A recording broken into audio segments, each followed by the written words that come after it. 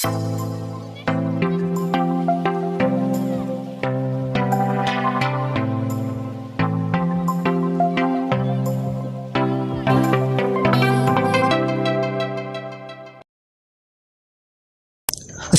warahmatullahi wabarakatuh.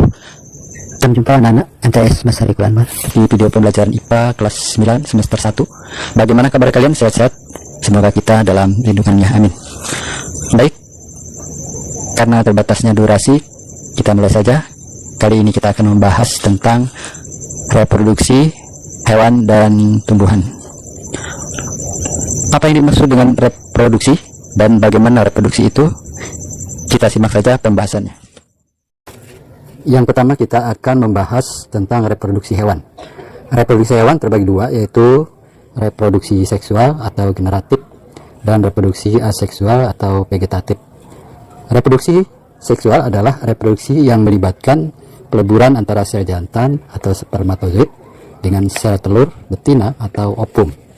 Sedangkan reproduksi aseksual adalah reproduksi yang tidak melibatkan peleburan antara dua sel jantan dengan sel betina.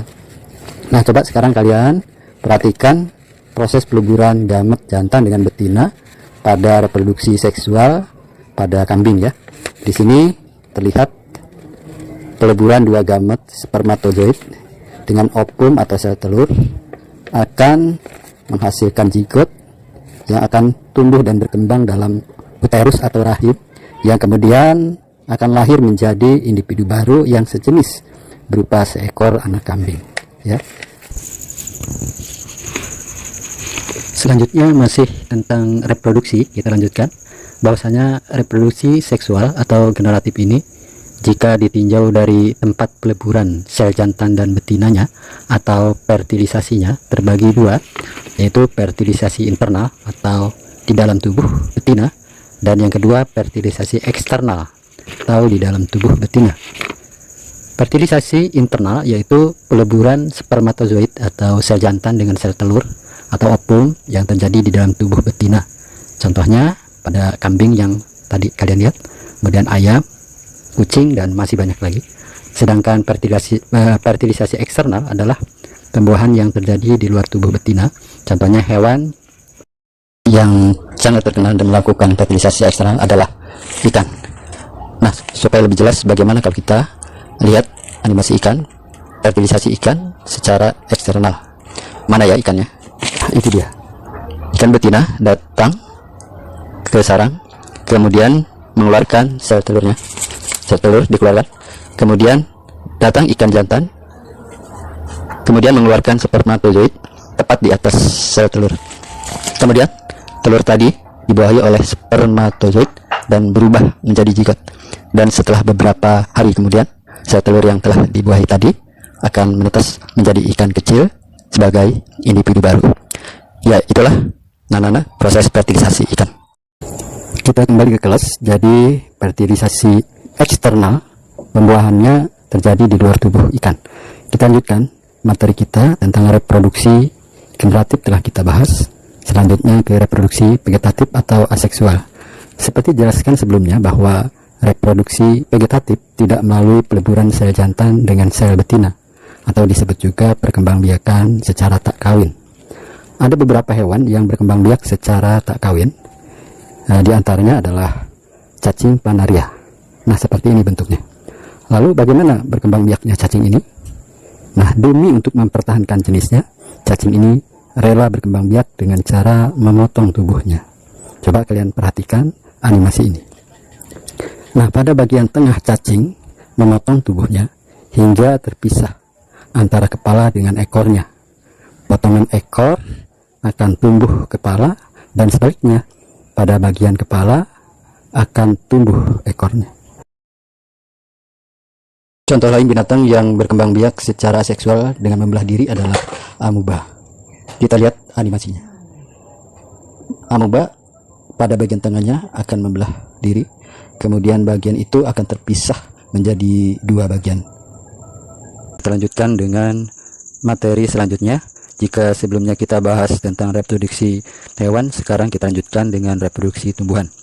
Sama halnya dengan hewan, tumbuhan pun melakukan dua reproduksi, yaitu secara generatif dan secara vegetatif. Apa yang dimaksud dengan pembiakan secara generatif? Pembiakan secara generatif adalah pembiakan tumbuhan yang dilalui oleh penyatuan antara serbuk sari atau sel jantan dengan putik atau sel betina. Nah, jika serbuk sari dan putik ini menyatu, maka akan terjadi pembuahan atau proses fertilisasi.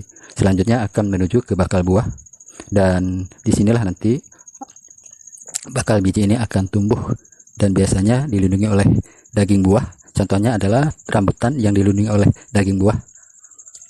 Begitu juga dengan mangga yang bijinya dilindungi oleh daging buah. Selanjutnya adalah pembiakan vegetatif. Pembiakan secara vegetatif adalah pembiakan yang tidak didahului oleh peleburan serbuk sari atau jantan dengan putik atau sel betina. Jadi kebalikan dari pembiakan secara generatif. Apa yang dimaksud dengan pembiakan secara vegetatif? Pembiakan secara vegetatif ini terbagi dua, yaitu vegetatif alami dan vegetatif buatan. Vegetatif alami adalah pembiakan yang dilakukan sendiri oleh tumbuhan tanpa campur tangan manusia. Contohnya adalah umbi lapis, geragih, umbi batang, tunas adventif, dan spora. Sedangkan contoh vegetatif buatan adalah pembiakan yang dilakukan dengan bantuan tangan manusia, mencangkok dan menyambung. Sebagai contoh, Bapak akan berikan contoh pembiakan alami pada bunga cocor bebek. Kita lihat ini adalah bunga cocor bebek. Nah, daun yang telah tua di ujungnya ini ada tempat bakal tunas akan tumbuh nanti. Nah, disinilah akan tumbuh nanti tunas baru. Kita lihat bagaimana tunas ini akan tumbuh. Ya, tunas ini akan muncul dan siap menggantikan tumbuhan cocor bebek yang lama. Selanjutnya kita lihat bagaimana proses munculnya proses pembiakan vegetatif pada stroberi, yaitu pembiakan dengan stolon ya, atau geragih. Ini adalah stroberi. Dan kemudian akan muncul akar yang disebut dengan geragih atau stolon. Akar ini akan menempel pada tanah dan akan muncul tunas, dan selanjutnya akan tumbuh tunas berikutnya. Nah, demikianlah anak pertemuan kita di kegiatan pembelajaran hari ini. Mudah-mudahan kita selalu dalam keadaan sehat. Dan Bapak Ade, wassalamualaikum warahmatullahi wabarakatuh.